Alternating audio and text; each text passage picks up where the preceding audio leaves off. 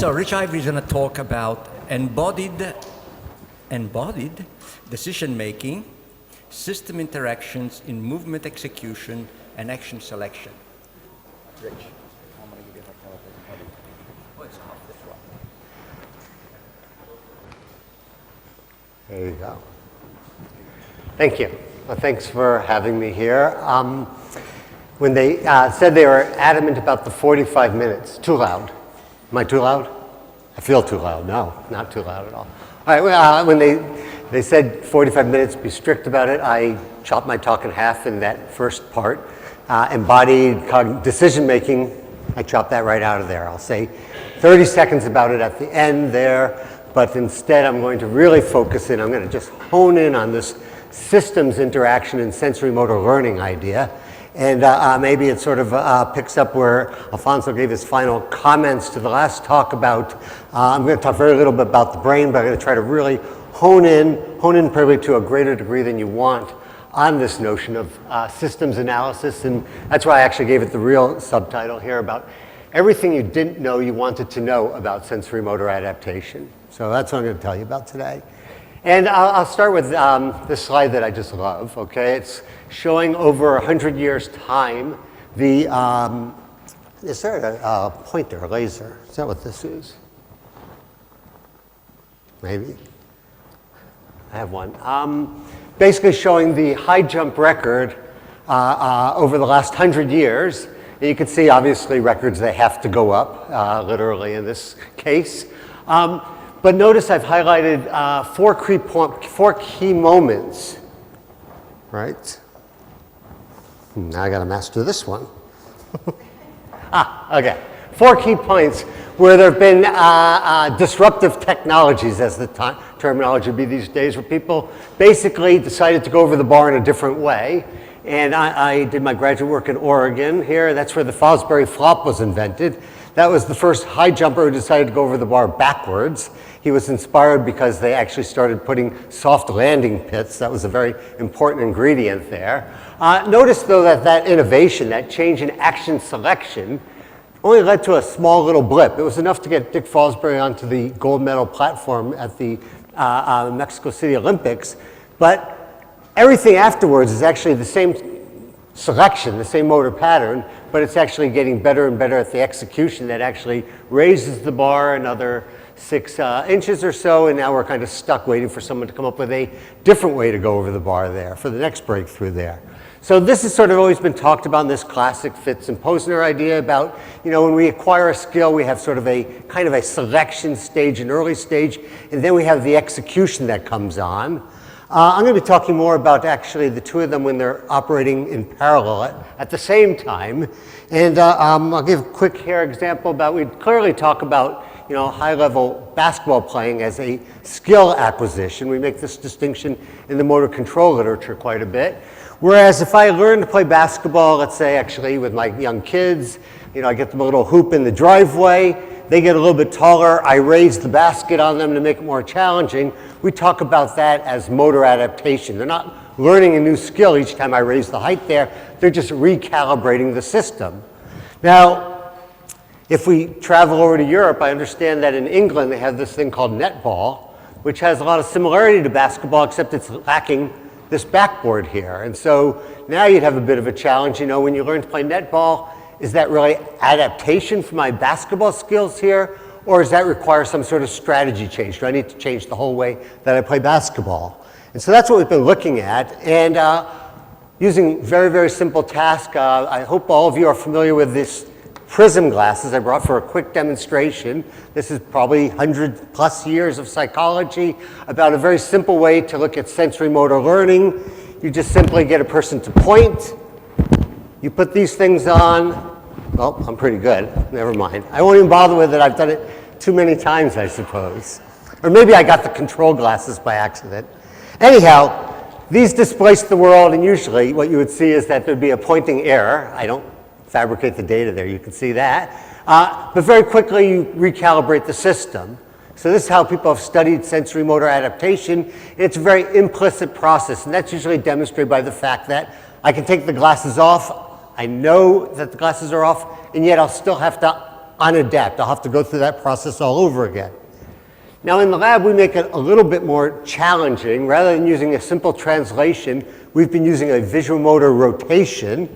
And so basically it works like this. The person's going to be drawing on this tablet here, so they can't see their hand.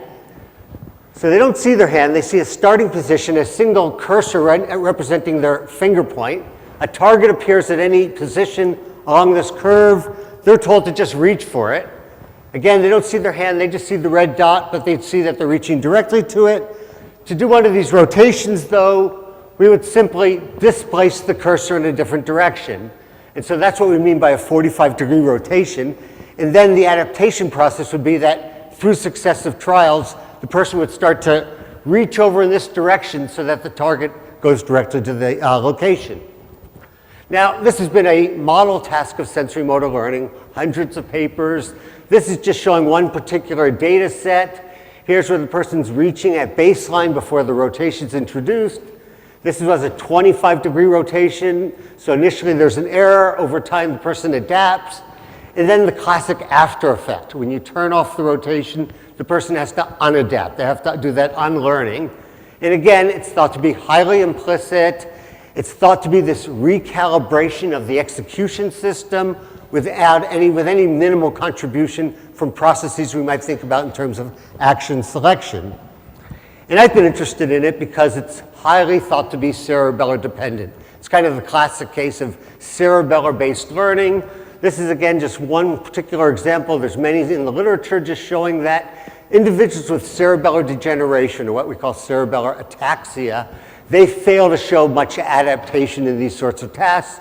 So basically, they continue to reach straight ahead despite the perturbation, and they also show very little after effect.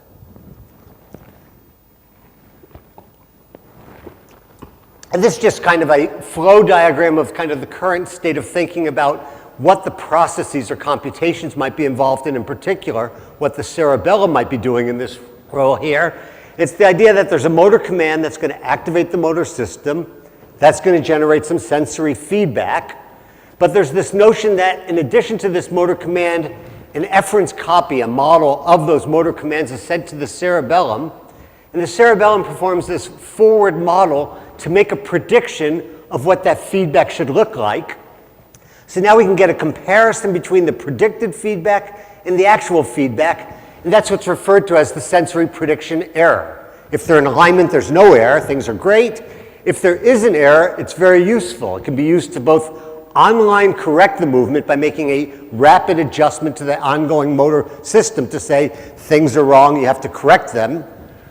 It can also be used as a learning signal, either to update the cerebellar's generation of the forward model so that you make a better prediction in the future, as well as to recalibrate the motor system so that your sense of when I want to go forward now requires a movement that's off to the side.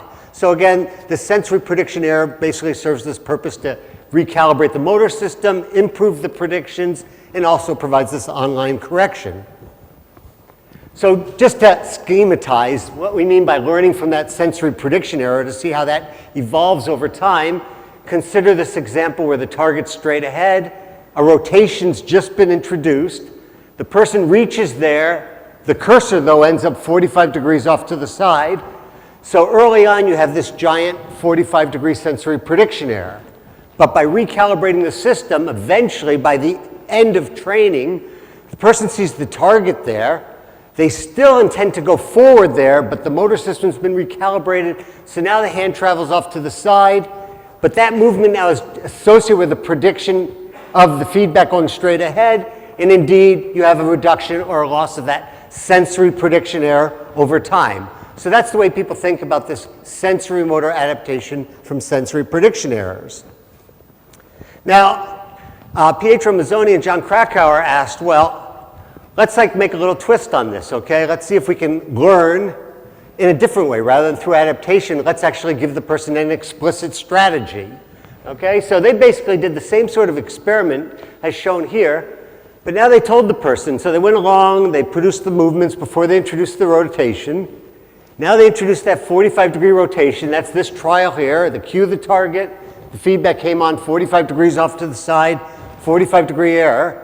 Here's where things got interesting. The experimenter said, oh, we forgot to tell you, we're going to distort that feedback by 45 degrees. And for you to overcome that, all you have to do is aim 45 degrees off to the side. Aim to one circle off to the right of wherever the target appears, or in the clockwise direction, and that will actually achieve getting your cursor right to the target location. So they basically told them about the experimental manipulation. They told them how to solve the problem. And amazing, humans can actually use that simple strategy.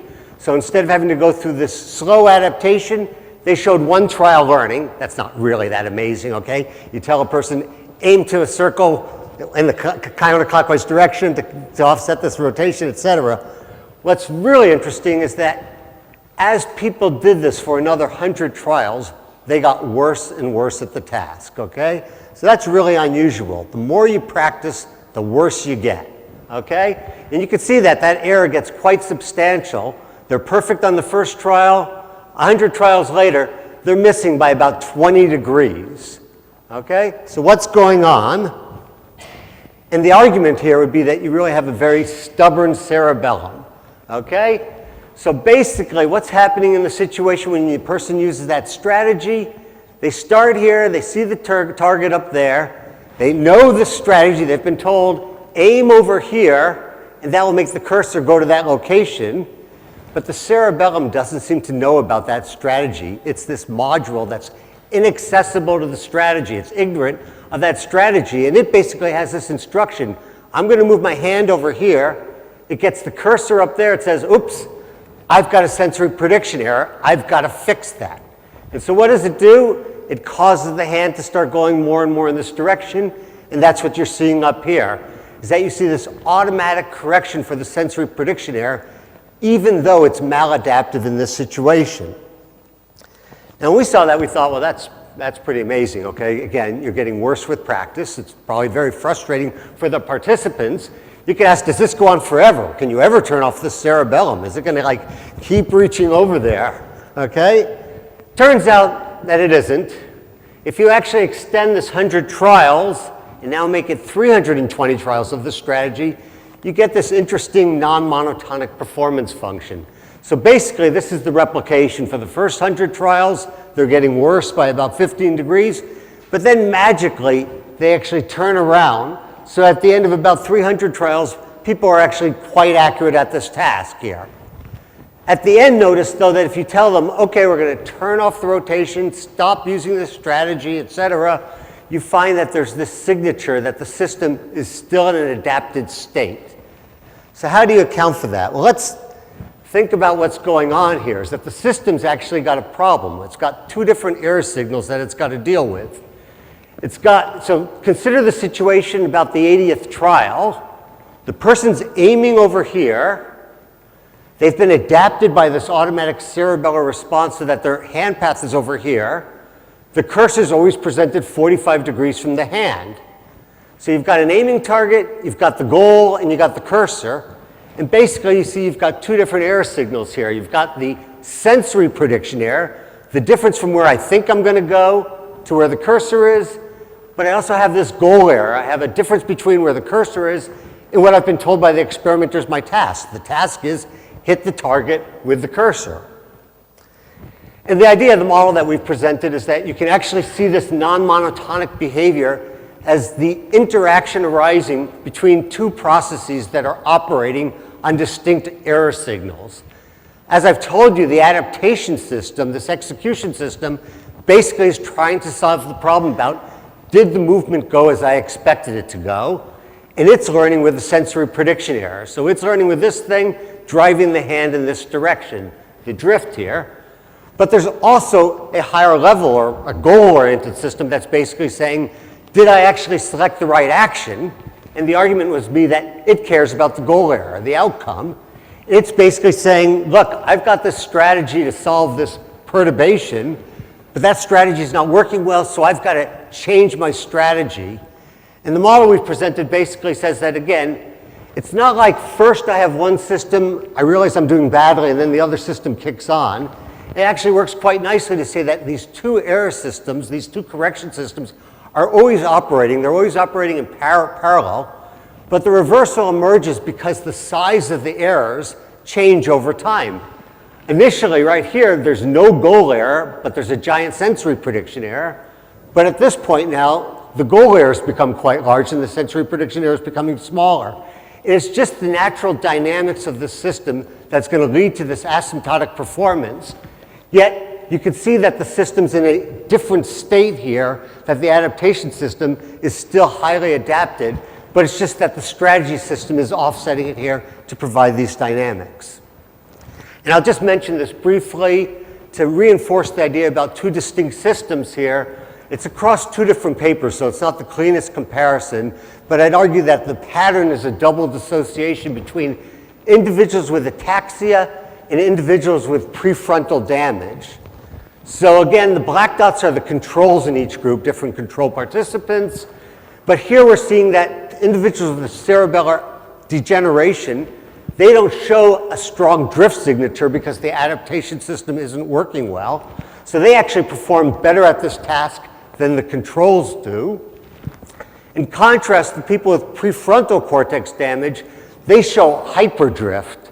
And the idea there is because, again, their cerebellar learning is unchecked by a strategy update system that's affected by the prefrontal damage.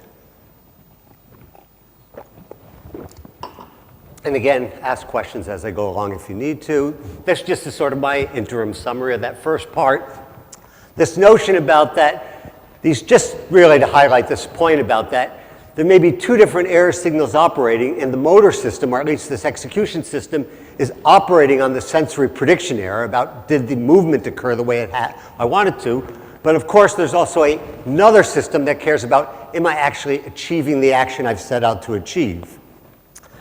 Now this has led us to go back and look at, traditional adaptation tasks where people have used for years, where you don't give them any instruction, you don't describe the perturbation. And this is the kind of typical function you have if you introduce a 45-degree error. This is baseline, you introduce it, you get this exponential function that's been well described in many, many different learning domains, and then you turn it off and you get the after effect. And the question is this really all being run by pure sensory motor adaptation, or is there also some contribution from an action selection system? And one thing that might make you suspicious about that is that the after effect is always less than the change in performance. The person's changed the performance by 45 degrees, but the after effect's only about 20 degrees. And there's different hypotheses about that. But we recently set out to say, well, let's just directly look at that question. And to do that, we developed this aiming report task.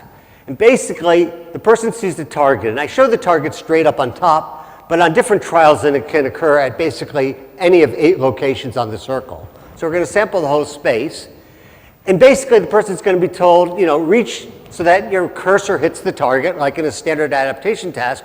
But we also tell them, by the way, before you reach, tell us where you're aiming. And we put this circle of numbers there. Sometimes it's a rainbow of colors. And we just say, tell us, what number are you aiming for?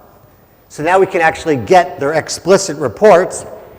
And these are the data you get here. So here's that performance function I already showed. That's what we have typically always measured.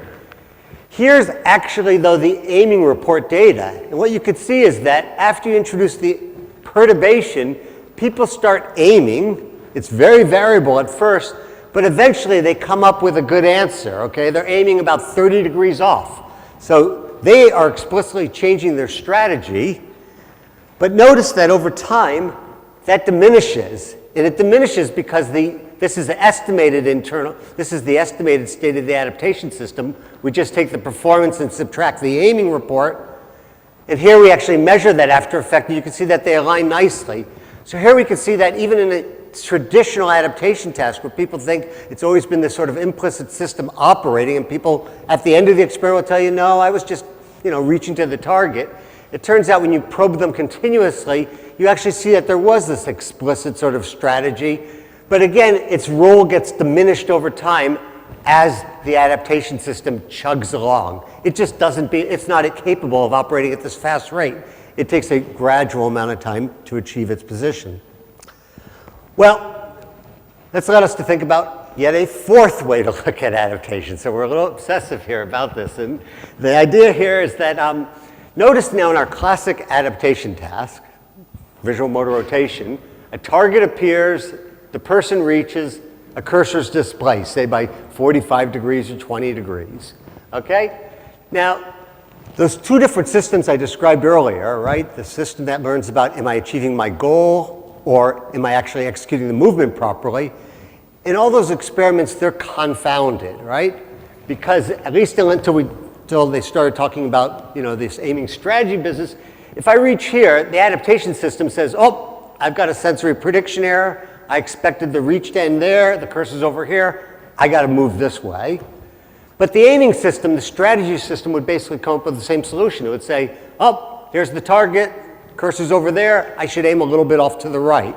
So those have always been confounded. And so the idea that we've been playing with recently, this is a student in the lab, Ryan Moorhead, who's now moved on, is what we've called this error clamp, okay? And the idea is, how can we look at the adaptation system in complete isolation, uncontaminated by a task goal? And basically the idea is quite simple. You're going to have a target appear. You're going to tell the person, reach to the target. They're not going to see their hand. Instead, what they're going to see is what we call a clamp, a visual clamp, because on every trial, they're going to see a cursor that follows an invariant path. And we tell them everything about it. We say, as you reach, a cursor is going to go out. Its angular radial position is going to be correlated with your hand position. But no matter where you reach, that cursor is going to follow the exact same path. And we even demonstrate that. We tell them reach straight ahead, reach to the right, reach back, reach to the left, and zoom. The cursor always goes in the exact same path. So it's very clear to them. Well, let me show you a movie here. This is first just a baseline condition. So here, I'm just showing you, they're reaching without any guidance from their hand. They have no feedback in the baseline condition. This just gives you a sense of the variability. So I'm just reconstructing there the trajectories of the hand path that the person's taking. Now I'm going to show you what happens when there's a error clamp on. So the gray is the error clamp. Notice it's invariant. The black is the hand position. And this is just over about 20 trials or so of the person reaching there. And what you can clearly see is that, again, despite their full awareness, you're seeing this adaptation effect, that the person's starting to reach off to the right, and it becomes quite pronounced over time. In fact, this is just sort of the group data, or maybe this is actually one particular subject's data here. They had a little bit of a bias to reach towards the left to start. Here's where we introduce a visual clamp that's only 7.5 degrees shifted from the target. This is the change in the person's hand angle over time. So this particular individual gets to be about 15 degrees off to the side, or shifted actually about 20 degrees from their baseline there. And again, the argument is that this dumb cerebellum, once again, this stubborn cerebellum, right? You're reaching for this target. You know fully, cognitively, you know fully that this clamp has nothing to do, or the position of the clamp has nothing to do with your reaching, but the system doesn't know that, basically. It sees this temporally correlated signal. It says, looks like my hand. It's not going where I want to. And so it makes this adjustment there. And again, notice the change in behavior is greater than the clamp because this is an error signal that never goes away. That's what's interesting about this clamp task, is that usually our errors are changing as our performance, as we get better, as we practice something. But with the clamp, we see it doesn't happen. Oh, this is just a fun slide to show. It's a very powerful effect. Anyone who walks into the lab these days, we stick them on here. This is just like 10 minutes or 5 minutes of data from 6 notable figures from the motor control world. They all show this behavior. Half of them even knew what the thing's all about, but you just can't turn this thing off. Yeah. They don't see their own hand.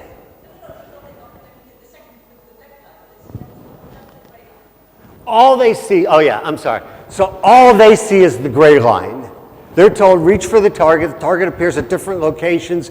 They reach for it under the table. We always tell them, reach for it, ignore the gray line. The gray line's always going to be there. At the beginning, we give them a little bit of feedback of their hand, so they get used to their apparatus. Then we give them a bunch of trials where they reach without any feedback at all. Then we introduce the clamp. I should show that here. I don't have the after effect. But here basically is reaching with feedback. Here's reaching without any feedback. Here is with the clamp, and here we look at the washout. We turn off all the feedback again.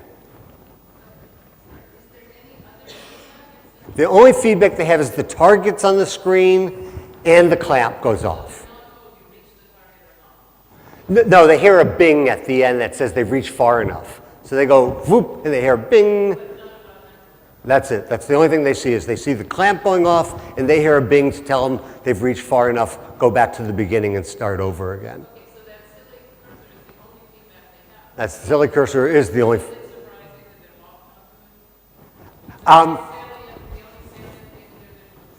Yeah, that's right. That's true. That is the only feedback. So basically, that's where we set out. Could we fool the system in a sense, give it the feedback that we think it likes, and see what happens? Why? And I'll show you in a second about why I think it's interesting here. Is that first of all, just to again confirm that this seems to be a cerebellar dependent behavior. If we want a group of people with cerebellar degeneration, we see that they show a much attenuated effect to that visual clamp. So again, this just sort of confirming that this does seem to be tapping into this cerebellar form of learning. But what's interesting then is that we can now go back and ask questions about, in detail, how do we characterize this system that learns from sensory prediction error? What are sort of the features or models we can re-examine now about how the cerebellum learns? So that's basically what I'm saying here, is right, we can use this clamp method if you buy that it's really tapping into the system to examine sort of the properties of pure adaptation uncontaminated by these other learning processes that we think are typically present.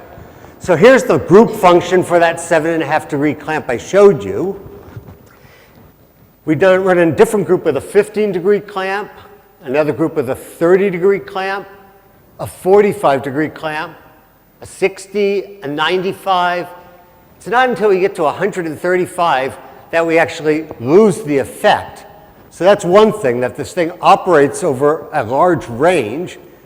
But perhaps the more interesting result here is that despite the fact that we're increasing the size of the error, the response doesn't change. It's basically invariant. And all the models that are out there about how you learn from sensory prediction errors or types of errors, they always have this idea that you're learning some percentage of the error. But this work here says that at least once you're above 7.5 degrees, the system is invariant. It basically has a fixed size, almost like a quantal response. Now, that's what I've said here, that the rate of learning is basically independent between 7.5 and 90 degrees, and you get that same asymptote. And that asymptote, remember, it's about 20 degrees in that study. That's way less than some of these errors, and yet we've been running all these studies for years with 45 degree errors. So it says something else has been doing a lot of the work if you buy this argument. Now, what about smaller errors? What about if we go below 7.5 degrees? And we didn't start below 7.5 degrees because people don't usually look at that small of an error, right? People learn too fast. There's not much interesting to be seen there. But in a sense, you could say that they're ecologically more important, right? If we think that the system's constantly keeping us calibrated, it's not too often that I reach for my water glass and miss by 45 degrees, but quite often my normal variance in reaching is probably well within the 5 degree range. So this is a new postdoc in the lab. Josip Kim has run this clamp now at 1.75 degrees, okay? And here's just a little video of that. I'm sorry he reversed the side in the movie, so this is the clamp, the gray, the black is the hand trajectory. And again, you can see, even though you're actually straddling the target there, the clamp's straddling the target, the cerebellum is still really irritated by that 1.75 degree error, right? It basically demands perfection, and that's what we say here. Right? It wants you to be dead center. So it's a very precise system. It doesn't know about the strategy. You can't turn it off, but it demands this perfection. And actually, we've now done this with, again, going now from 0 degrees out to 45 degrees. Okay, that's what I mean by somewhat obsessive here. This is kind of a replication of the earlier work. This is one experiment. I just graphed it this way so you could see it. Again, between 10 and 45 degrees, essentially invariant, both in terms of the learning rate and in terms of the asymptotic value. But actually now you do see some size dependency once you get to these small clamp sizes. So a 1 degree, here's the 0, no change in performance. A 1 degree clamp, very slowly ascending, 1.753. So we get stacking. We get some sort of proportional response when we're in this very small range, but then the system saturates. Now at this point, we couldn't really tell, did they actually reach a common asymptote? That is, if you have a 1 degree error, is it not only a lower learning rate, but does it hit a lower asymptote? We realized that doing 400 reaches, because it's 50 cycles of 8 reaches each, so 400 reaches wasn't enough to get to an asymptote. So we now actually triple it. This is 200 times 8, so it's whatever, 1,600 reaches, a really fun experiment to be in. But if you do that, now you see with the 1.75, the 3.5, and the 15 degrees, they show that stacking, that proportionality, but only during the early phase of learning. They all asymptote at the exact same point. So this has been a real puzzle that we've been trying to think about, how you look at that. Okay, and this is just very preliminary data. We don't have any of the right controls here, but this is just showing that 15-degree clamp with the extended training. We now wanted to know, well, okay, the people with ataxia show a reduced rate. Maybe, though, if we run them long enough, they'll actually hit the same asymptote. Doesn't look to be that way, though. We might have to do more and more reaches there, but that's not something you can really do with these individuals. But it does look like their impairment changes both the rate and the asymptote. All right, so I want to finish by talking about some models, okay? And I'm not a hardcore modeler here, but there's some very simple ways to think about, or different ways that we're thinking about how we can account for this change in behavior. So here's the classic, these are the two sorts of constraints that we think these error clamp studies have revealed that you wouldn't have seen with more traditional ways of looking at adaptation. One is that you get this rate dependency on error size, that's what's always been assumed, but it's only over a very limited range. It's got the saturation notion. And then this other one is that the asymptote is independent of error size. So those are two features you have to account for. Here's the classic model. It just says that your state, that's sort of your estimate of what the rotation is, or your internal model, basically is going to be changing from trial to trial as a function of your memory of what it was before, plus this proportional learning term. I have an error on a trial. I'm going to take some proportion of that and update. And that's the kind of thing that produces these sorts of functions here. And notice here's 4 different rotations. Classically, they show the scaling. You learn the full thing there. And you can get this behavior roughly by saying, yeah, B is kind of a fixed proportion. I don't have to change it as a function of my error size because it's a proportion. I make a bigger change for a large error than a small error, and I have the same memory. So that's sort of been the classic model. But again, as we've been saying, when we look at a classic rotation task, we're probably conflating multiple learning processes. And so if we buy this notion that the clamp is really revealing what the true adaptation system looks like, well, this model can't possibly work. No matter what you do, okay, you could say, if you have a fixed value of A and B, you can't possibly get to a common asymptote. If I estimate what the B is, I say that actually the rate of update is sensitive to the size of the error. So I'm going to do a big update, 53, I'm going to make a 50% correction for a small error, but I'm going to be cautious with a big error. And that's what a lot of the Bayesian models have suggested, that we do some sort of discounting of big errors. Well, those models can't work either. If I have a fixed A term, a fixed memory term, even if I allow my learning rates to vary, I can never get to a common asymptote. So we have to think about a very different way of thinking about the different operations here.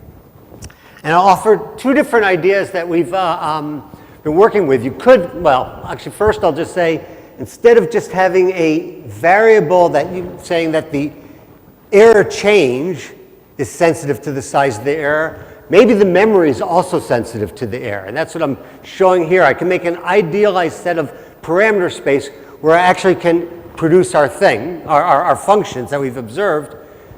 But this notion about, well, that memory and our update size are both a function of the error size, there's no guarantee in that model that I'm going to reach this common asymptote. I can fix parameters to reach it that way, but there's no principled argument that I'm going to reach a common asymptote.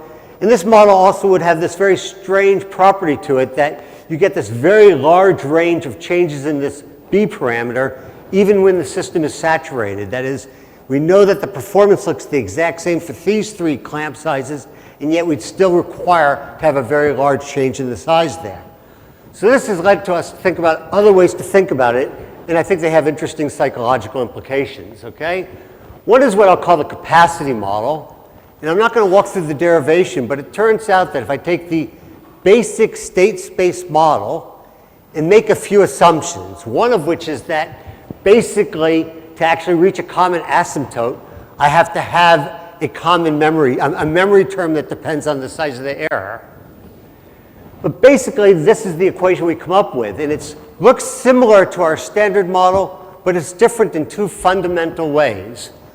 One is that rather than have the error never really appears explicitly in this model, it basically says, this is that update part, it says that the system has a sense of how much change it's capable of. That's what we call a capacity model. And basically on each trial, I'm taking a percentage change of what's my maximum amount of change I could have. So if I'm off by 10 degrees, there's a certain percentage of that. If I'm 10 degrees from my maximum amount of change, I'm willing to make a little bit of an adjustment towards that maximum value, independent of the error size. The other thing that's interesting is that this isn't fixed into the model, it just emerges.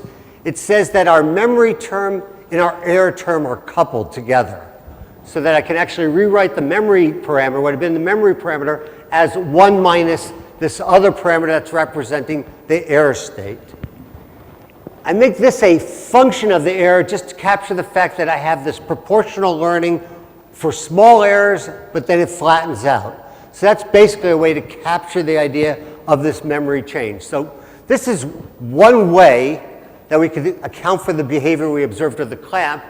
And the point here is just that it's changing the idea about that we're taking the error to tune the system, but rather it's got a sense of how much change it's capable of. Now the other way to think about it though is that maybe what the system's really doing is that it's normalizing the error over time. So initially if I have a 1 degree error, I might think that that's a very small error. But if I saw a 1 degree error over and over again, then the system would normalize. It would treat that as that's the error that I have to solve in this world. In the same way, a 10 degree error, initially it might treat it one way, but over time it might normalize it so that everything converges basically that if I see the same error repeatedly, I treat it in the same manner. And that model, again, is written here. I won't go through the details of it, but it's basically retains the idea that I have a single memory term, that doesn't change from condition to condition. That's a very appealing feature. It just says that over time, how I treat the error gets normalized or gets changed as I get a sense of what the errors are. In a classic experiment, the error is getting smaller, it's changing naturally, but in the clamp study, I keep it at a fixed rate so the system can become sensitized to it. And if we run that model, it turns out that it's going to, it's basically saying that this P of E function I described, showing the sensitivity of the error, basically changes over time so that initially a 1.75 degree error might be slow, but over time it becomes effectively equivalent to a 10 degree error. And I'll skip the predictions between the two just to move to some summary points. Okay, so again, I'd say in somewhat obsessive way with these 4 different tasks, we've been looking at this system interaction here. And it's made clear that, even in our very simple sensory motor tasks, we have the operation of multiple processes operating at the same time, but that these processes really reflect very different computational goals, right? The strategy system, we could think about, it cares about, did I achieve my desired outcome? And so it's operating on that goal error, whereas the adaptation system doesn't care about that. The system really has this strong modularity, I'd say, and that it simply cares about, I've gotten a motor command, did I execute that desired movement? And of course, this is after the fact. We could say that this distributed form of control we can look at as a feature, not a bug. It allows the cerebellum to just focus on implementation. It doesn't have to worry about, did I actually make the right choice? I'm going to leave that to the action selection system to deal with. I just have to worry about, did I execute what I was supposed to?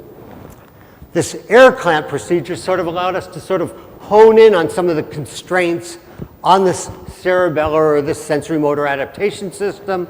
I've talked about it being kind of encapsulated, caring about sensory prediction errors. This new work has sort of said that there's a very limited range of error sensitivity, something that, again, current models in various fields talk about proportionality in terms of errors. The reinforcement literature talks about that. But this idea is that maybe there isn't this great range of sensitivity. Maybe it's a very non-monotonic function. And this notion about error normalization has been absent from the motor literature, but that has been present in the reinforcement literature.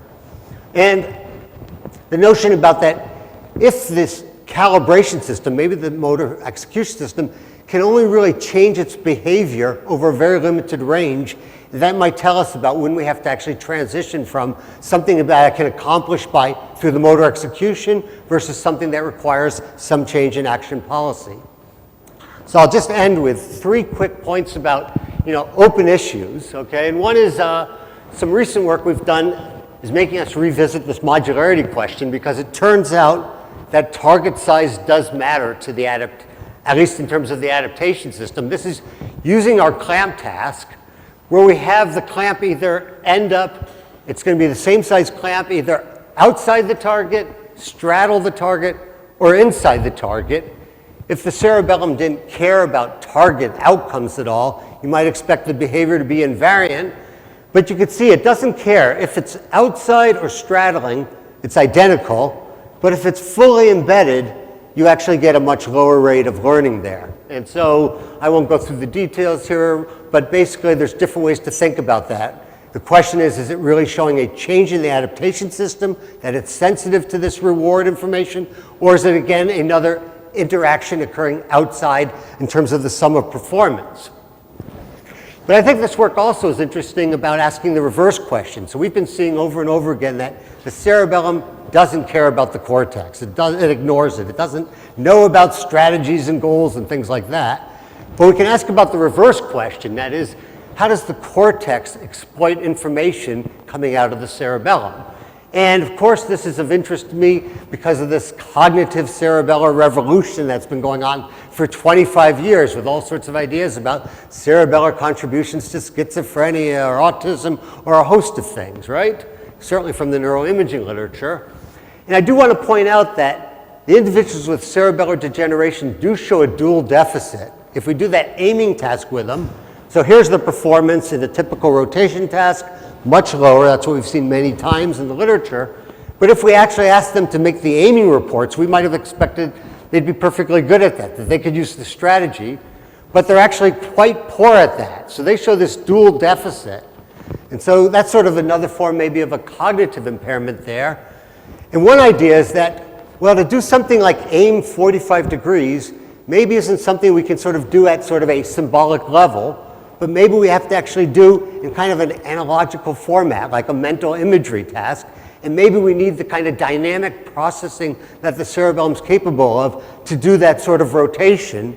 So here's just some very preliminary data going back to a classic mental rotation reaction time task, or Roger Shepard task here, with the individuals with ataxia asking, do they actually show a slower rate of mental rotation, and might that account for their inability to re-aim because they're compromised in terms of their ability to use that dynamic processing? That would be one idea. But another one might be that maybe these cerebellar error signals are useful for solving credit assignment problems to know, is a problem related to movement execution, or is it a problem related to action selection?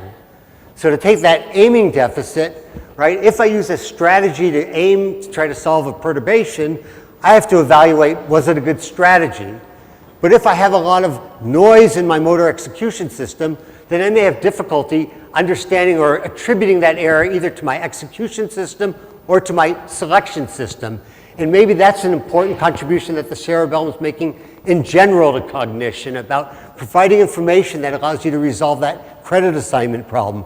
Is the failure to achieve an outcome due to poor execution, or was it due to a poor initial selection? That's a fundamental problem. And our notion that we've been testing in some decision-making studies is the idea that it's kind of a sequential process. Basically, the cortex listens and says, if I don't get something telling me, if I get an execution error, then I'm going to kind of shut off my selection updates. I maybe turn off the reinforcement learning system. I'm only going to allow that to operate when the execution system basically says that all's been good. And the final point is this notion about, well, lots of talk about cerebellum generating predictions and lots of work showing in a wide range of domains that you can see cerebellar activation related to the generation of predictions in many different domains and prediction violations. This is one particular example where people were just reading sentences and they were looking at when there was a predictable sentence versus a non-predictable sentence. You got this activation in the cerebellum, also many in the cortex, but within the cerebellum. And if you got a violation, broad activation. And so there's been this question about maybe we can generalize these ideas. And I think that's very appealing, but we should keep in mind that, lots of brain functioning is about prediction.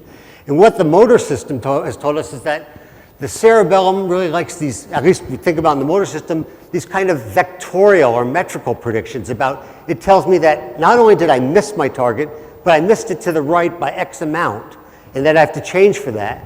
And it's very unclear to me how we're going to actually be able to think about what's the dimensional space for thinking about how we would move within semantic space if we were making adjustments, if we were using this system for making those sorts of adjustments. So I'll leave you with two of my cartoons about this competition between selection and execution errors and the problems the problem that has to be solved. Thank you.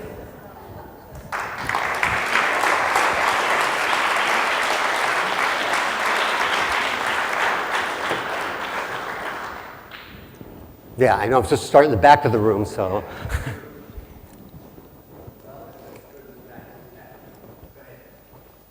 So you showed there's a big deficit in people with ataxia, but I was wondering how much variability you see between normal people. Yeah.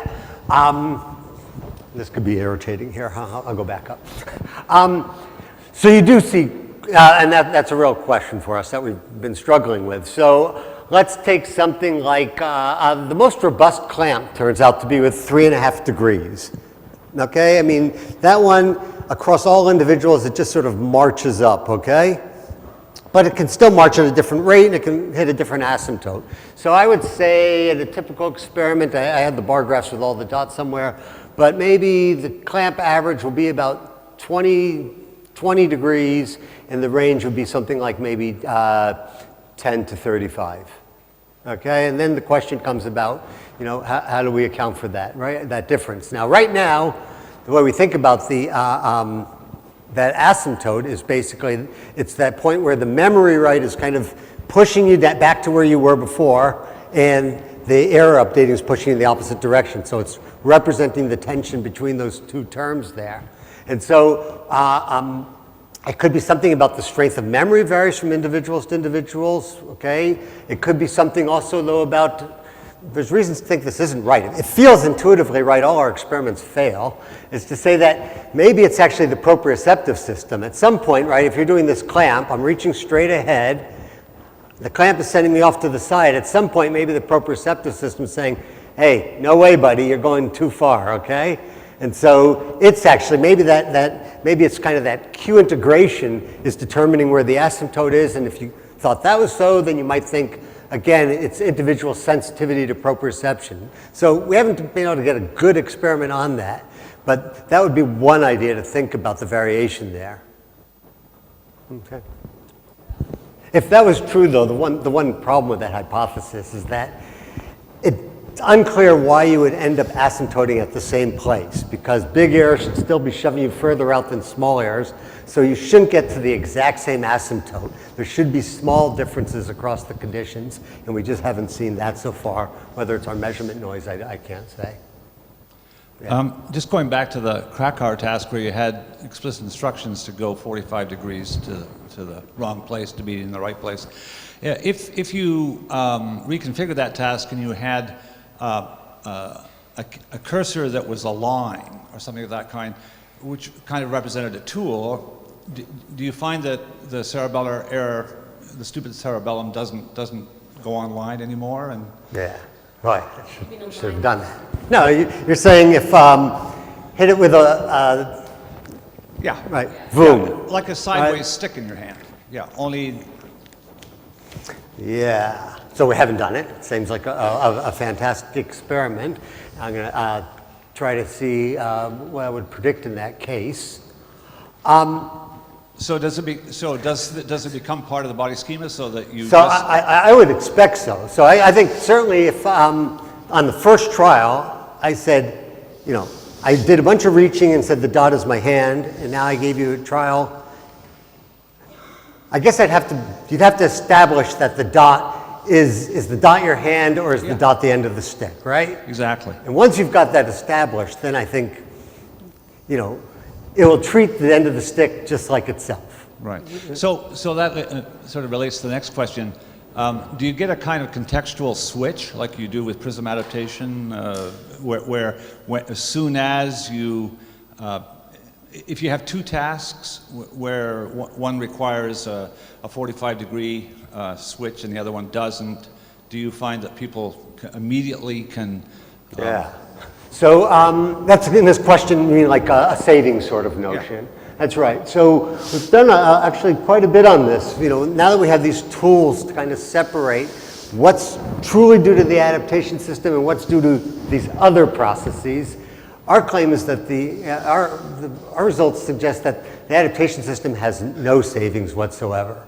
That all of the savings can be associated with the so-called strategy system. So if I have experience with these things, you put me in a new context, there's a perturbation, I'm going to retrieve, you know, kind of the strategy I used before, whether it's adaptive or not for this new context.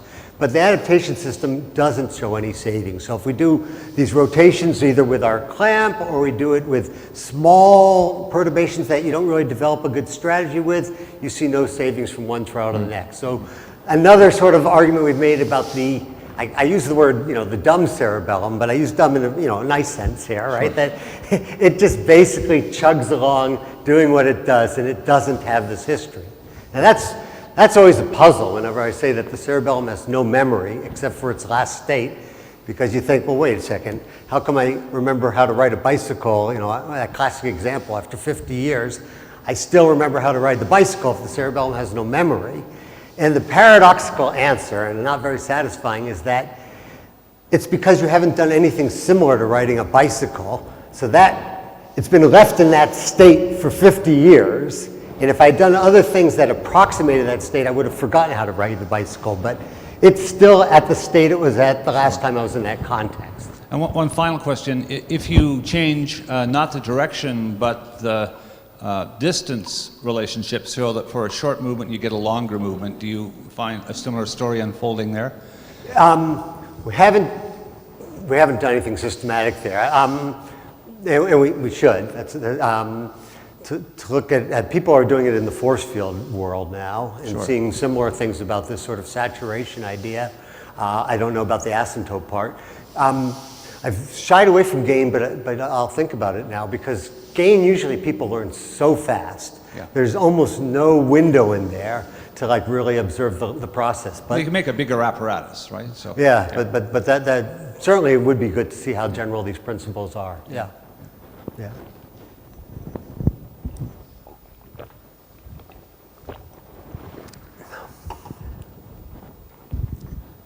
That was a neat talk. I think it really gets you thinking about the puzzle.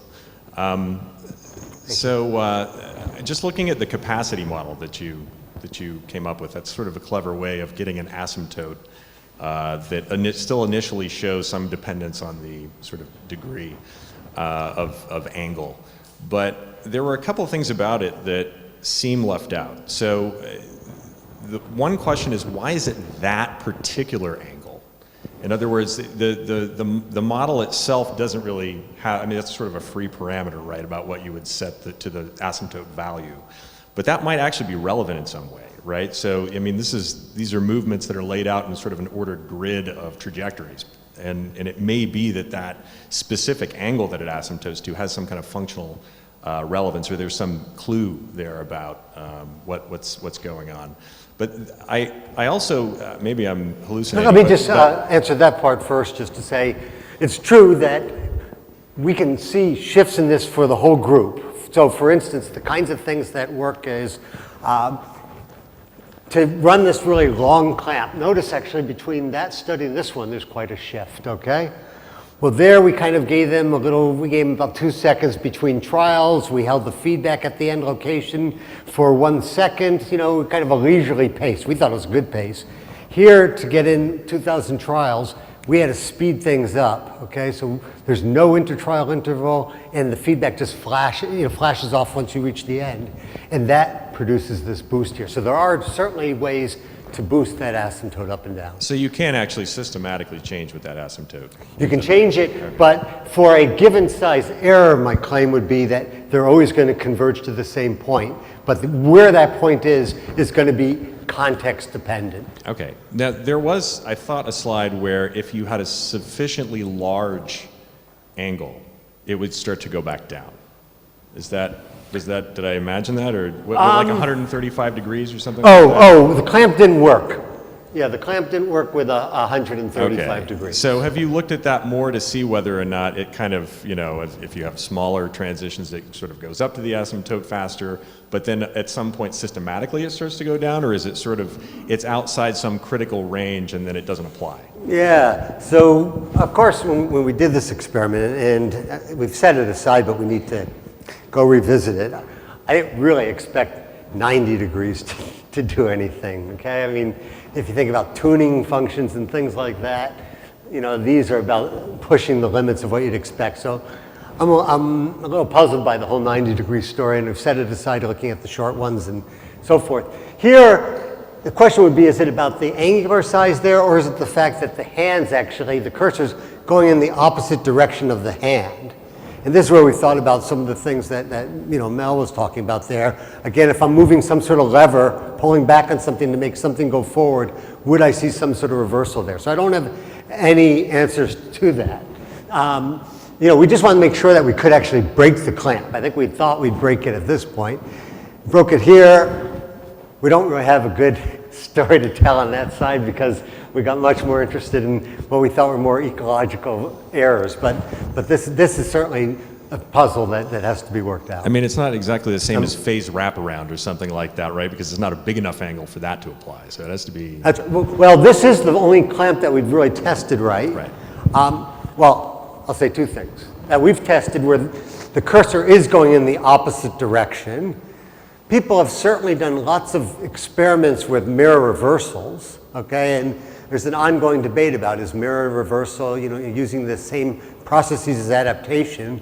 And I think it's fair to summarize that literature in saying it's not at all like it, okay? Mirror reversal is really, I have to learn a strategy. And you see that in all sorts of things you don't see in adaptation. You see it in RT effects and things like that. So that mirror, and how people respond to cursor jumps in the middle of the reach, that there's many things about mirror reversals that seem to be a very different beast, that seem to be much more in the action selection domain rather than the recalibration of the action execution system.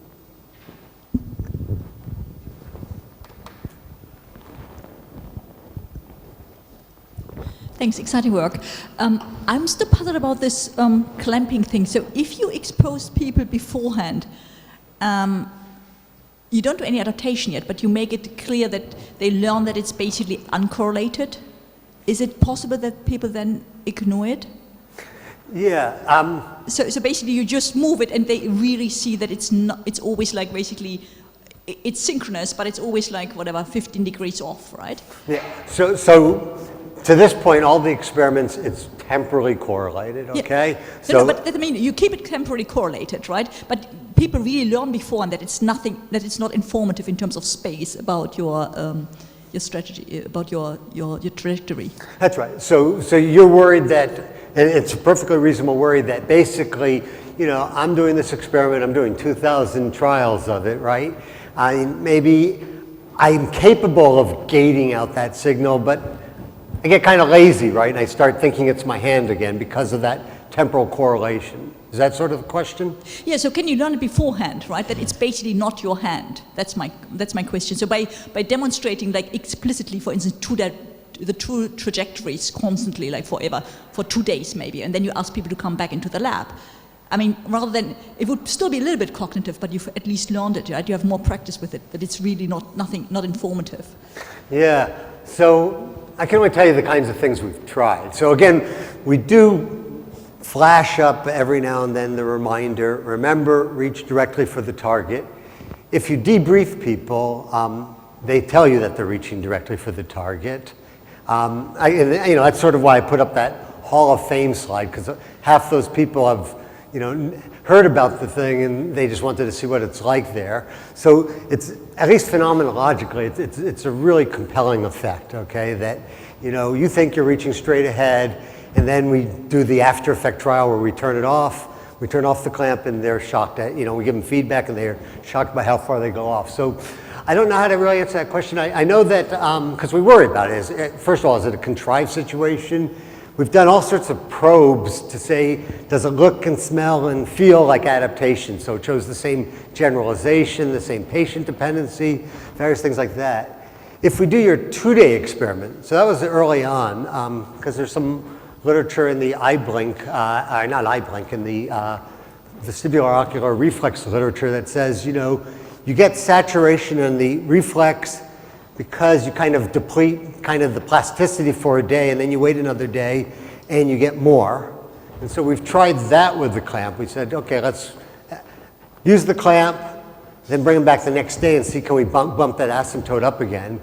And we don't get that effect. They maybe drop a little bit, but then they come back up and they basically come back up to the same point. So far, the question would be like, let's suppose that we get the clamp effect. There's two questions. One question is the cerebellum as stupid as we say it is, right? Could you get the right conditions where you actually could gate the input to the system, right? That's sort of what we're trying to get at with these target size. Are there ways to modulate the input there, or attentionally and so forth? So far, we haven't been able to see that. Beyond that, even if they were actually, lulled into a sense of security and forgot that the clamp was a clamp, it's still kind of an interesting tool there, because it still can be, we can still do the manipulations we do and say, these are the real characteristics of this system when studied in isolation. Right? Do they have a sense of agency? Like, do they say that they feel this is, are they aware of this? Like, that they somehow... I'd say no, in the sense that I think people can pretty much repeat to us our experimental instructions, because that's a big part of the experiment is we're very explicit. We tell them exactly what they're going to see, and like I said, we demonstrate. We have them reach once to the right, once to the left, once back, once to the left, so that they see that the clamp's always going to go to the same place. Of course, once they do the experiment, they aren't exploring all over the place. They're reaching straight ahead. But certainly if I look at the individual variation, with a 3.5 degree clamp, everyone will show at least a 10 degree effect. There's no one, with that size clamp that we've seen turns it off. With the giant clamps, maybe there are. I'd have to look back at that. Yeah.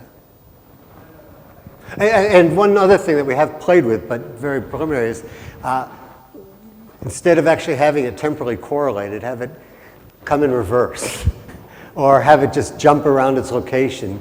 And you still seem to get a clamp effect. That's very preliminary, but it's almost like that signal there can be sort of a temporal low-pass filtered image there that you kind of smear to still be effective. And you can get the clamp effect quite well. It's not as strong, but if you just show it at the end point. So I reach and it only shows up at the exact same location. We do some ridiculous experiment. You're actually choosing whether I want to hit the target on the right or on the left. On every trial, we don't show you whether you hit the target. You just see a dot appears right as you cross the target. And the dot appears at the same location, whether you were going for the one on the left or on the right, to tell you when you missed, okay? And then you look at the trajectories, and the one on the left swings over to the left because it treats it as a sensory prediction error this way, and the one on the right goes the other way because it treats it as a sensory prediction error telling you to go that way. There's certainly no sense of agency. We've told them this dot is just going to tell you, did you hit the target or not? But because it has that temporal correlation, it seems like it serves as a sufficient trigger for this adaptation to occur. Yep.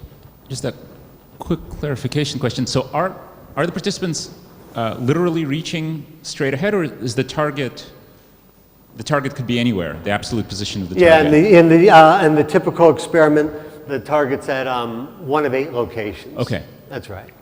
Yeah. And so that seems And all these. important, so that if the absolute position of the target were actually fixed, No. but maybe I'm wrong in thinking that that wouldn't matter. It doesn't matter whether it's 1 target or 8 targets to the adaptation system, okay?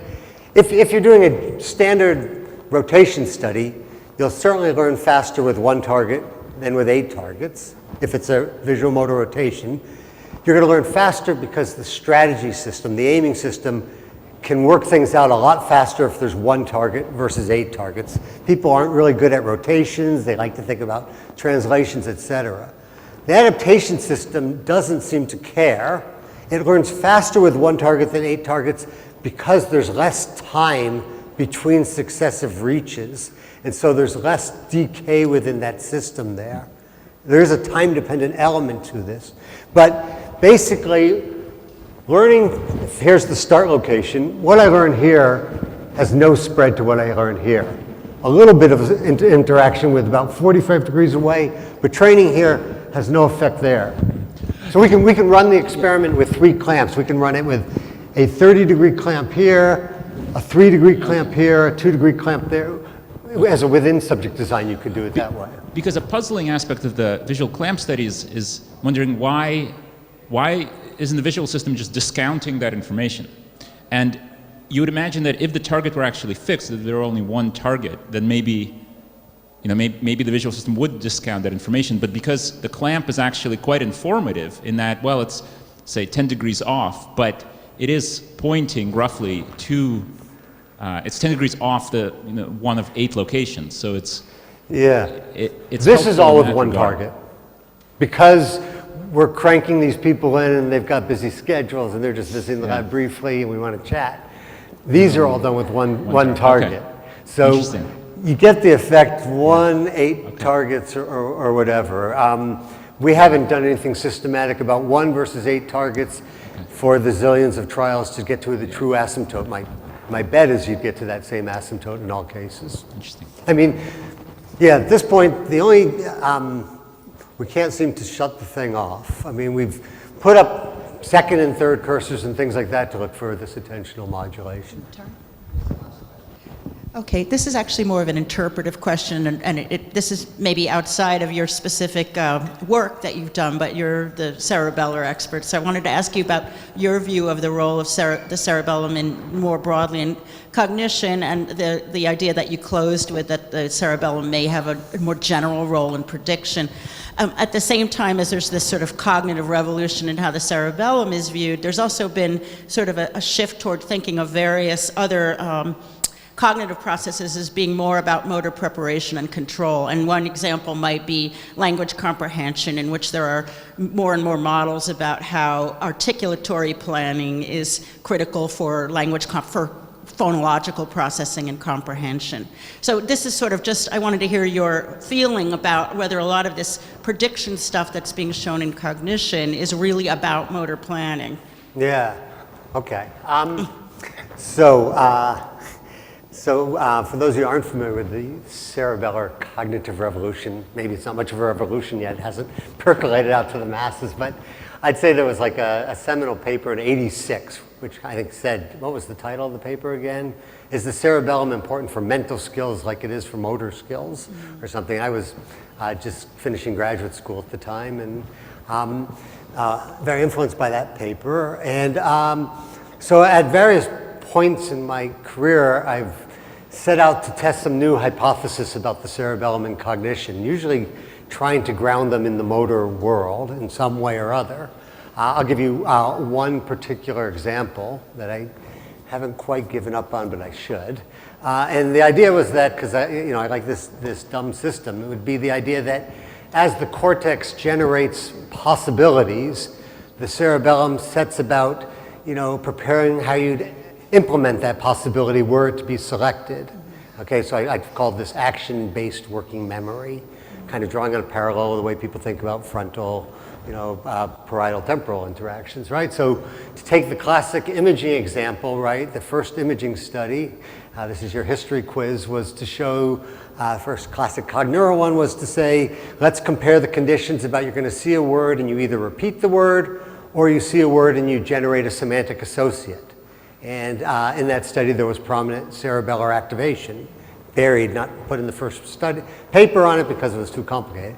So the idea would be that, right, I hear the word apple, and I think of, I could peel it, it might be red, I could eat it, I could throw it, it's a computer, etc.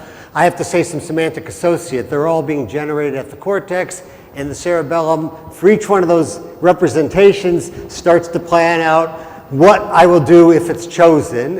And that would be really nice kind of account of automaticity, because it would say, it's not like I select and then implement, I actually got them going together. And so it would make me much more fluid, right, to be preparing in advance. You'd also think that having that execution, that cerebellar representation feeding back to the cortex will help boost something and give it a greater chance of being selected. So it would be kind of reciprocal. But I was really thinking about mouth movements. Yeah, so here's the problem with my theory and yours, I think, is that if this was true, then I probably should see some sort of topographic representation across the cerebellum. And people have made a big effort at that, and you clearly see a topographic representation in, say, lobules 1 through 5 and 1 through 6. And you see a second one down in lobule 8. Maybe you see a small one in lobule, 6 area, second one there. But there is a huge swatch of the neocerebellum, the part that clearly projects up to the prefrontal cortex, where despite efforts, there's nothing that looks like a topography. And so that's been kind of, a reason, a wake-up call to me, and, despite trying to pound away at this hypothesis that Peter Strick keeps yelling at me and saying, face it, there is no topography there, move away from these motor-based interpretations. So that's why I'm stuck. I've got the cerebellum here doing this very simple, kind of dedicated motor modular system. How can I, then extend this into this sort of more cognitive domain? So I'm very wary of the prediction idea, because I think that's kind of vacuous in the sense that so much about the brain is about prediction. I'm trying to say, there is sort of maybe a story there, but think about the kinds of predictions, what's special about the cerebellar predictions, and maybe have to go back to sort of a temporally constrained story is the way to go.